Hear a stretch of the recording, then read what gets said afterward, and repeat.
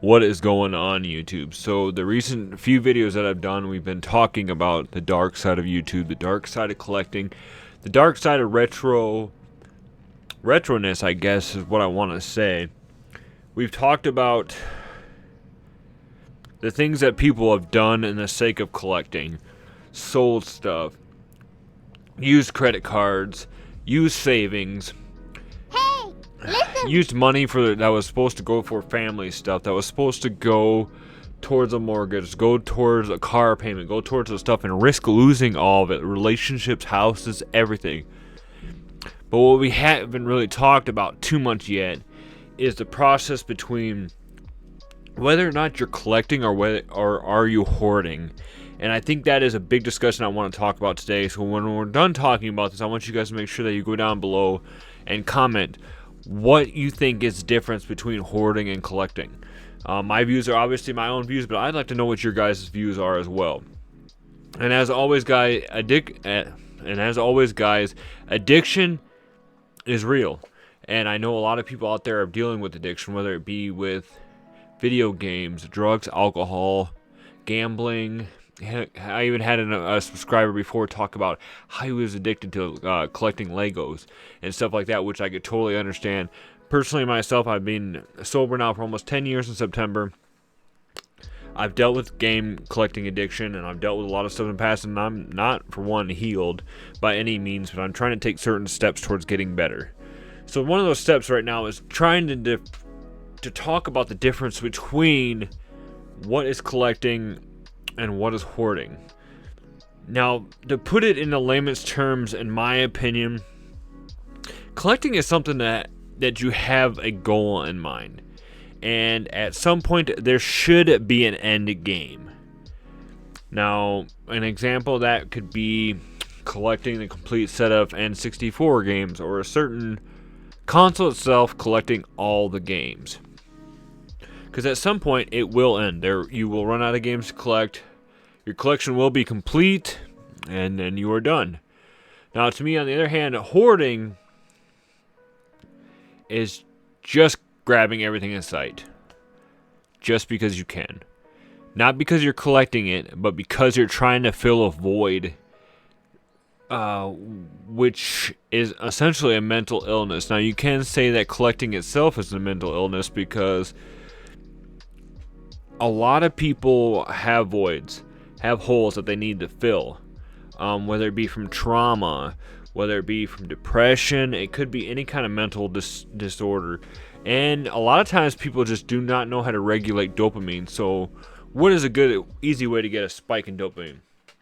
Grab a game that you need, hunt for something like video game wise or whatever wise, and doing stuff like that. So then that comes down to, it's hard then to clarify what exactly you need to get, because you will just grab whatever it does to make you feel good. And I think that sometimes is hard to distinguish between hoarding and collecting and everything.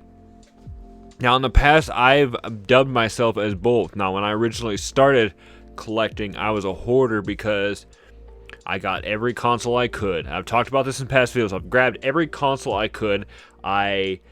That way that I could just grab whatever video games I wanted. Whatever I saw on Mercari, whatever I saw on Facebook, whatever I saw on eBay.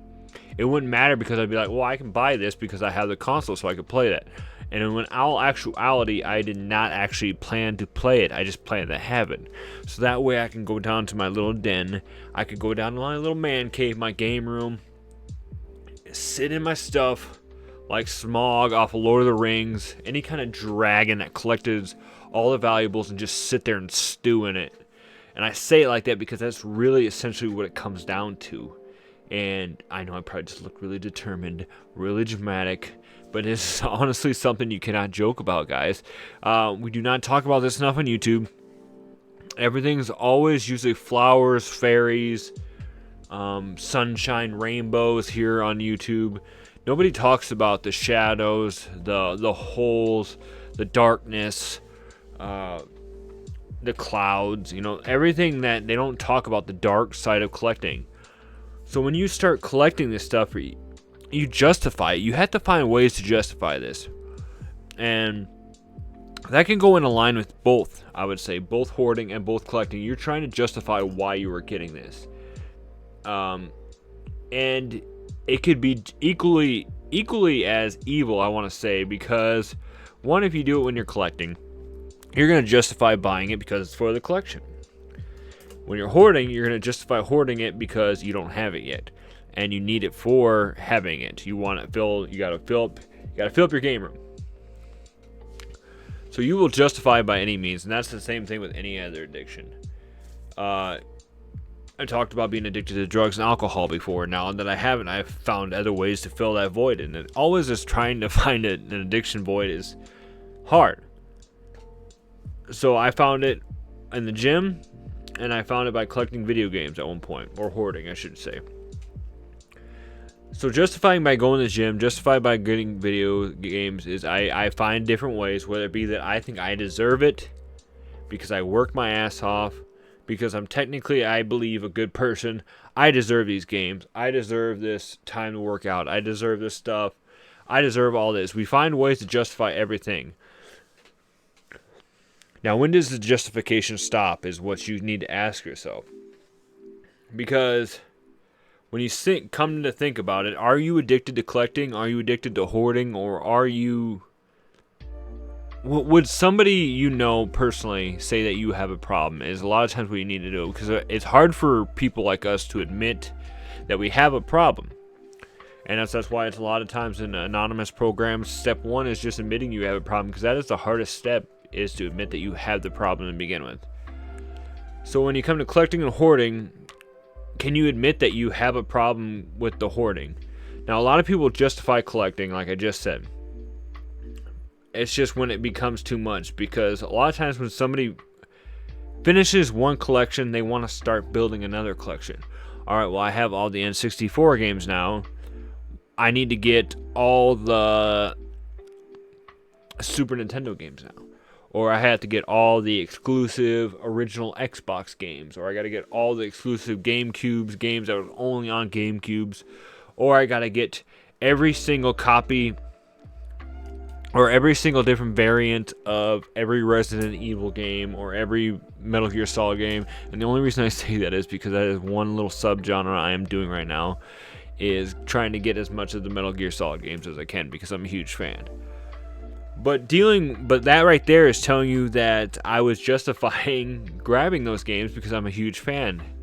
But I've been working on playing the games that I have instead of buying new ones. So I set a rule. I've talked about this with a few subscribers, and we kind of been talking more about ways to help with this.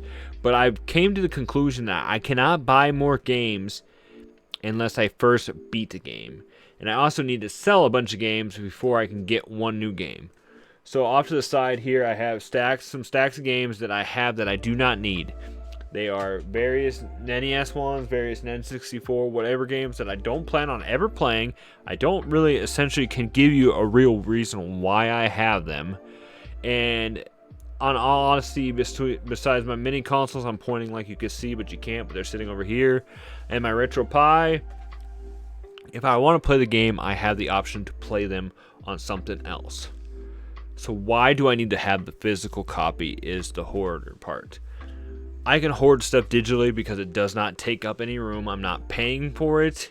It is not hurting me financially. It is not hurting my space down here. It is not hurting anybody except maybe the company that owns the digital licensing. But in all honesty, I believe that a lot of times with all these old games and stuff like that, they've gotten their money more than 100 times over. If we're going to enjoy the game, so that way we futurely might buy other games from them, allow us to download Final Fantasy 1 and 2, so that way we might get hooked on it to play the later Final Fantasies that you make. I'm a huge Final Fantasy fan now. Through emulation, I played games that I could never own, and now I actually went out and bought those games, so I have like Final Fantasy 3 up there, Final Fantasy 2 up there, and those are essentially games that I have played that I want to keep and I have a connection with. But I'm done with hoarding it because it just doesn't seem like I need it. Now I've been also, like, here was another way of justifying the hoarding sometimes. I'm gonna grab this stuff to sell it to my friends because they would want it. I've picked up stuff in the past because there's something I thought either I could use for trade bait or that one of my friends would enjoy. So I picked it up. So then when I contact them about, hey, I picked this up, are you interested in it? They're like, oh, no, sorry, man, I already got that. I've done that with lunchboxes. I have a Teenage Mutant Ninja Turtle lunchbox over here, and I bought it at a flea market, or no, I bought it at a thrift store because I have a friend that's a huge Turtles fan, and he saw the conditioning of it. It's not the mint condition. It's a little beat up, but he did not want it because it was not mint condition. He is very specific about his collection, which tells you right there he's a collector and not a hoarder. But he did not want it, so now I have it. So now I don't know what to do with it. I'm kind of like, am I stuck with it now? When in actuality, that should not be the case. So that is why a lot of things is getting rid of it and trying to deny the hoarder part of this. And the only thing I'm focusing on connecting wise is to actually get the games that I want to play. That's why I set up that rule. I cannot get any new games until I beat a game. Lately, I have beat Hogwarts Legacy, which I picked up. And then instead of buying another game, I went to the backlog. Because, that's the thing with collecting. Is we build up this huge backlog. Well, I'm going to buy this game, and I'm going to play it someday. I bought this game, I'm going to play it someday. I bought this game, I'm going to play it someday. But we never get around to playing it, because then we just end up buying another game, and buying another game, and hoarding more, and buying more, and collecting more. So now that I beat that Hogwarts Legacy, I bought, a year or two ago, I bought a PS5 copy of Guardians of the Galaxy, and I've been really wanting to play it after watching my son play part of it. And now instead of looking for a different game to play, or looking for a different game to buy, because I need to buy more games, I'm actually diving into Guardians and loving it. And instead of spending all my time searching Macari, searching Facebook, searching all other locations to try and find more games for this hoarding collecting problem, I'm enjoying in my free time playing Guardians of the Galaxy and loving it, guys. I love my free time playing Hogwarts Legacy. Just switching over from the whole collecting and hoarding and stuff like that has really brought out the gamer that's been in me that was from when I was a child, where I would buy one game and beat it to a pulp, just collect everything and just enjoy every little thing about it, because that was all I had to do. I lived on a farm. We would get our chores done, we'd get all this stuff done outside, and then if the weather was bad, all we could do was sit inside and play video games all day. That was what we did, was we played video games. So just bringing back out that gaming nature has been amazing, and that's why that rule was set up in the first place, was you cannot buy another game until you beat one. But I don't have to do that, guys. Because I have that rule, you could justify that, well, then you can buy a new game now because you beat Hogwarts Legacy. But I'm trying not to do that anymore. I'm trying to beat the backlog. And a lot of people can agree with me. That's one of the hardest things, is having this backlog and trying to jump into it. And maybe that's what you need to do is, I used to laugh a little bit because I've seen channels, I can't remember which month it was. I think it was February or something like that. They'd go the whole month without buying video games. And it'd be this huge celebration, a hardship, and everything. And then, I talked about, like, how can they do that? That seems impossible. That really shouldn't be that big of an accomplishment. Things going back and forth. But now, after doing it and enjoying games, I can see why it is somewhat liberating to be able to get rid of that monkey on your back, that strain on you, that chain and weight that is holding you down. And it is liberating, guys. I don't want you guys to think that this is just to make videos and stuff like that, and that you're going to be miserable for not buying any more games and stuff. But that is the addiction part of it. That is the hoarding and mental disorder part of it is thinking you have to keep doing this or you could die. And that is the definition of insanity, guys, is doing the same thing over and over again and expecting different results. You guys need to be different. You need to do different stuff if you want to get better. And you might not even have a problem. You might just be watching this video because you enjoy stuff that I talk about, or that you might think you have a problem. And I always tell people in these videos that make sure that if you do think you do have a problem, don't be afraid to ask for help. Don't be afraid to talk to me. You know, you can comment down below. You can reach out to me on Instagram. You can do whatever. If you want to leave them anonymous or whatever, then go ahead and reach out to me on Instagram. And I promise you, and I will, and you guys can trust me, everybody knows on this channel that we've become a lot about honesty instead of the happy-go-lucky fake stuff that was either on the channel before, or just trying to do videos that people wanted me to do. And then now these have been a lot better for me personally, and they seem to be doing better with some people. People latch onto these and they talk about how they're helping them and that they needed to see this video, so we're gonna keep that going. But you guys can reach out to me on Instagram, and if you'd like your story to be told, and I can form it into a video down the road, so that way people can see, you know, how this affects them. This stuff needs to become more on YouTube. It needs to be more out in the open, because people need to know that there is people out there suffering, and that people, you're not alone. If if you're sitting there alone, at times you bought a game and you don't know why, and then, you know, it almost seems people will think this as a joke if they don't personally know how it is. They'll think like, what do you mean? Why do you feel so guilty for buying that game? Why do you feel so good? Because they don't know they have. If they don't have a problem, they don't have a problem, but they might not know they have a problem.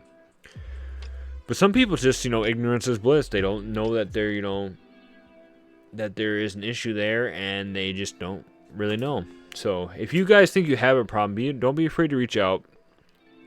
If you'd like to just divulge your story so that later on I could, like I said, form it into a video, but you'd like to remain anonymous too, you can let me know, and I will not release any of your information. I don't want you guys to feel uncomfortable. I don't want you guys to experience any more kind of pain with this. But if you do have a problem, it is better to talk to somebody about it than hold it in. Whether it be a loved one, whether it be a friend, whether it be a random person on the internet that you don't know. A lot of times that is the best way, because there's no judgment here, guys. More than likely, if you've done it, I've probably done it. So I'll end the video right there, guys. I've been rambling on a little bit long on this one, but I think that is essentially the difference between hoarding and collecting, is that, honestly, there probably is just a thin line. Goals in mind, or just grabbing games. So I hope you guys enjoyed this video. Like I said, if you guys need help with anything, make sure you comment below or reach out to me on Instagram. But as always, my friends, why don't you stay retro, and I'll see you in the next video.